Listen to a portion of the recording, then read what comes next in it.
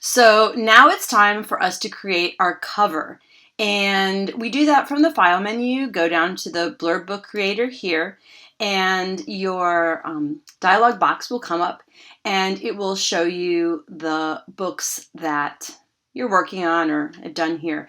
So the one that I'm finishing up right now is this book right here. And what I'm going to do is come over here and I'm going to double check the pages. So make sure that you are not adding or deleting any more pages at this point. That's why you want to do it last. I want to go over these little icons for a second. So these are the links to your documents. These are the links to your pages, and this will be the link to your cover. And so it's important to make sure that this dialog box can find those. So I'm going to open the pages for this book right now, and I'm going to click OK, and I'm just going to make sure of the pages that I have. So I've added a couple pages here. It started off being 24, but now it's 26 pages, and so that's perfect. That's what I need to know. So I'm going to go back here, Blurb Book Creator, and this again is the book that we're going to do. And then now that I know that it's 26 pages, you see that it knows that it's 26 pages. That's fine. I'm going to go down here and I'm going to click Create Cover Template. And it's going to tell you, it's going to say, hey, you can't add, you can't take away. And I'm like, okay, that's fine.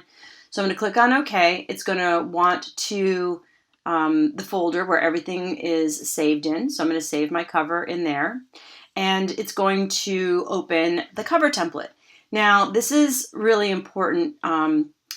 This template, I'm going to go ahead and close this for a second. This template takes into account all of, by the millimeter, the size of this book. And that's why you can't add or delete any pages, is because they have it all figured out so that this will be perfect.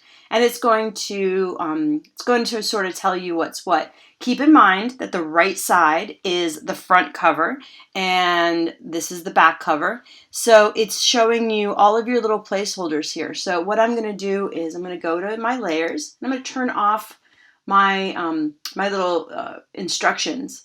If I need them, I can turn them back on again. And now what I can do is I can place my cover art here, and then my book is almost ready to print. Keep in mind with a cover that, unfortunately, people do judge a book by its cover. So you want your cover to be super interesting because that way people will want to read it.